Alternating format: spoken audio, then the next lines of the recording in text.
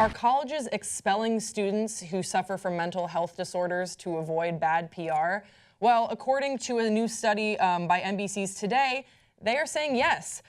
So this is a study done by Ronan Farrow, who's a reporter. He spoke to 22 students at 10 schools across the country who were forced to leave campus after seeking mental health resources on campus. So obviously, first of all, this is a very, very small research study that has been conducted. It's not a research study. It's an NBC Today sensationalized piece trying to expose college campus practices as far as students with mental health issues. Yes, I'm just saying it's a small sample size, so just to bear that in mind.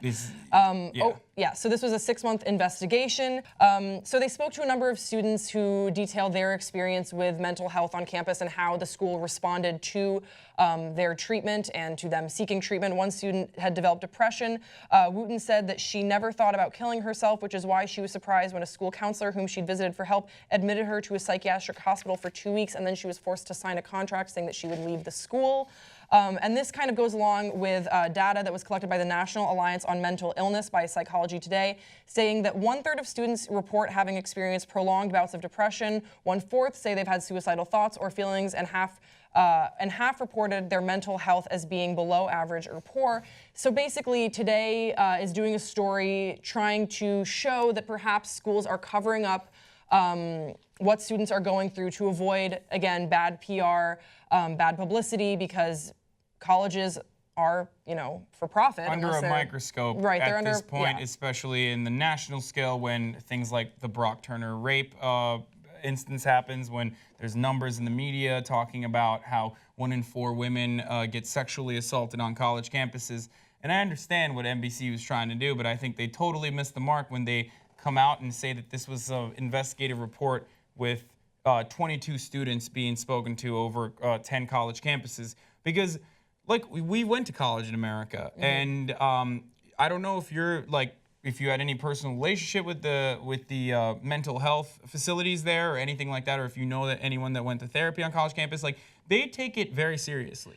It's not something that they take lightly at all. And this is a very touchy, very sensitive subject. And to take 22 students and make it seem like this is a matter of fact that college campuses are doing something as outrageous as expelling students for their disability is completely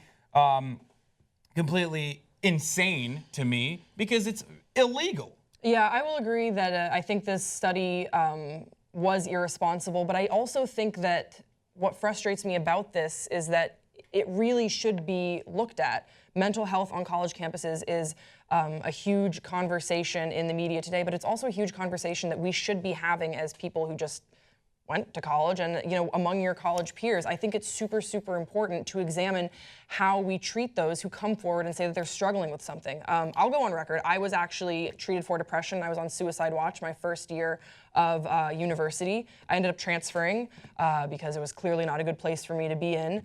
And the care that I received while I was working through that was fine. I wouldn't say that it was great.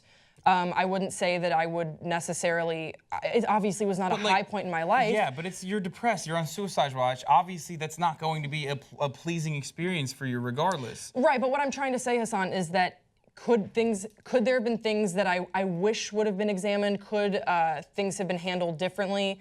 With me personally, yeah, absolutely. And I think that people are saying that on a number of different campuses, but it's irresponsible to just go to 10 different schools, talk to 22 students, and just use that as blanket coverage for what is happening across the nation. So I think that this is important that we talk about it. I think that there are a number of different resources that people should look into, but to take this as sort of a matter of fact, right? As a matter of fact that people are being expelled for mental health on campuses because of publicity. It's another sort of shock value title that doesn't really hold a lot of water in my book. But I really, really do think that people should be having this conversation. So what's actually interesting about this, and this relates back to things that I know happened to my friends, where the overprotective nature of college campuses when in the way they treat people and admit people into psychiatric facilities is the interesting part of this study, where they talk about personal testimonies from Jasmine Wooten, who was a former University of Chicago student, who said that she was taken to the hospital against her will, put on psychiatric the psych ward basically for 2 weeks, and then told that she was going to be expelled. So what I have seen is that they are a little overprotective, maybe too protective, in a kind of selfish way, where in instances where they hear about depression, they're very quick to admit people. Oh. And I understand, or they're very quick to overprescribe people with medication, which will then sometimes lead them down even a darker path as far as because this is a very tricky, very complicated subject. Like psychiatry is not a surefire science. Absolutely.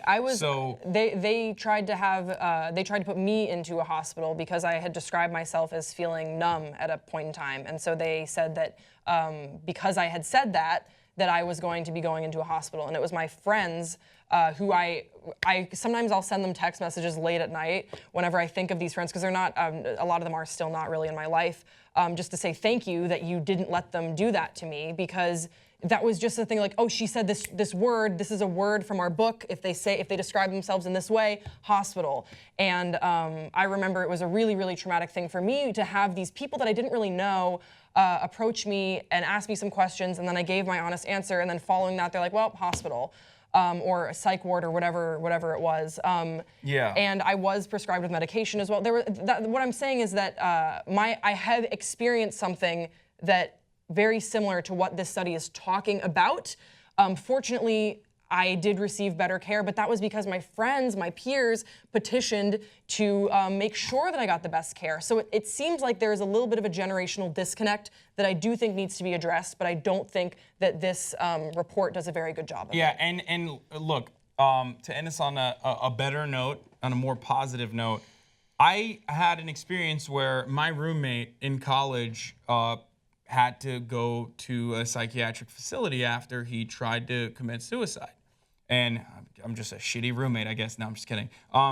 Anyway, look, and he recovered. He went in, he was taken care of, and he recovered, and he has a totally normal life now. And that's a testament to how the system isn't 100% black and white. And sometimes there are instances where you could be a threat to yourself. Yeah. Not even a threat to others, but a threat to yourself. And you do genuinely need that extra 24-hour around-the-clock attention to get through that certain time. Like when you're away from your family, there's a lot of emotions. And if you have an unstable personality, you could do something to yourself. Yeah, and just to appreciate that mental health is never going to be black and white. It's a very nuanced part of anybody.